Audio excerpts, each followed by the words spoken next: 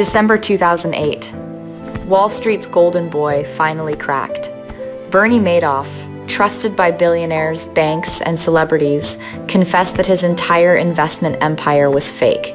No secret strategy, no elite trading system, just one gigantic lie worth billions. But here's what made it terrifying. Bernie didn't look like a scammer. He looked like success itself.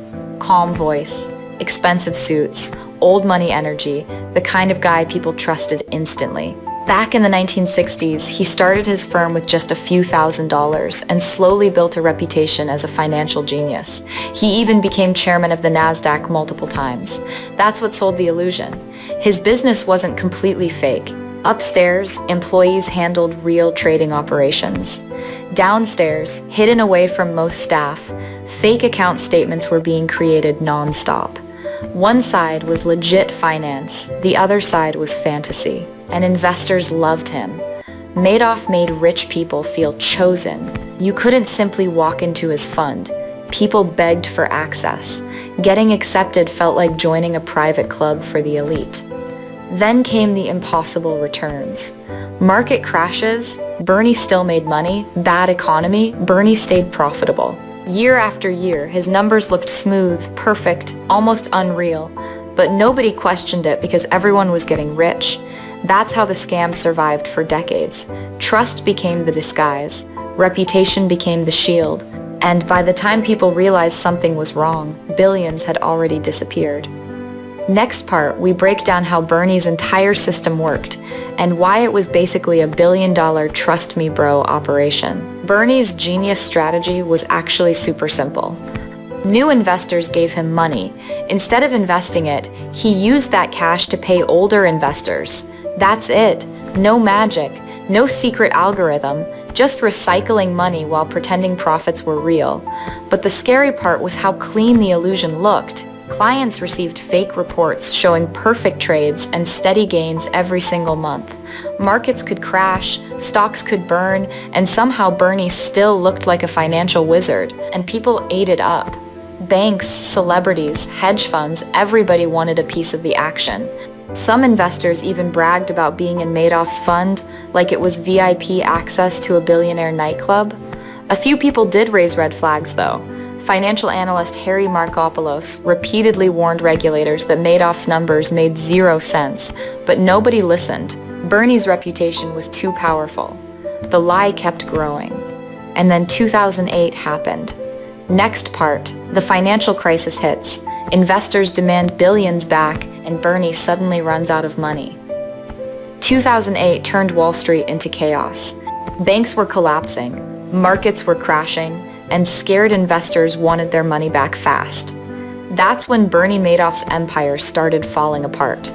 There was just one problem. The money didn't exist. His entire scheme depended on new investors bringing in fresh cash. But during the financial crisis, nobody was investing anymore. At the same time, clients were demanding billions in withdrawals. Bernie couldn't keep the illusion alive. On December 10, 2008, he called his 2 sons into a room and finally admitted the truth. It's all one big lie. Imagine hearing that from your own father. The next day, his sons reported him to authorities. Within hours, the FBI showed up at his apartment. And just like that, the most powerful scam on Wall Street collapsed overnight. The king of fake wealth was finished. Next part. Bernie goes to court, victims lose everything, and the scandal changes Wall Street forever. After the arrest, the world went crazy. Bernie Madoff's name was suddenly everywhere. News channels, newspapers, talk shows. The respected Wall Street legend had officially become America's biggest financial fraudster, and the damage was brutal.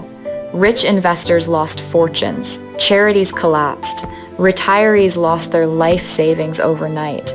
Some people had trusted Bernie for decades, only to realize their money was gone the entire time. In 2009, Madoff pleaded guilty to 11 federal crimes. The judge hit him with a 150-year prison sentence, basically telling him he would never see freedom again. Meanwhile, regulators got heavily criticized for ignoring warning signs for years. The scandal exposed how easily trust, status, and reputation could blind even the smartest people in finance. Bernie Madoff died in prison in 2021. No empire, no legacy, just a name permanently attached to one of the biggest scams in history. Because the scariest scams don't come from strangers, they come from people everybody already trusts.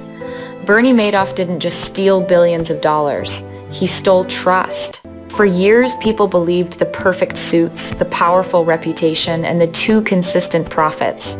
But behind all that was one massive lie waiting to collapse. And honestly, that's what makes this story terrifying.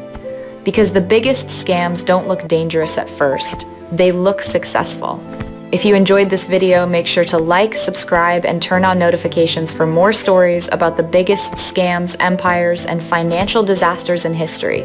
Next time, we're covering another mastermind whose empire looked untouchable until everything exploded overnight.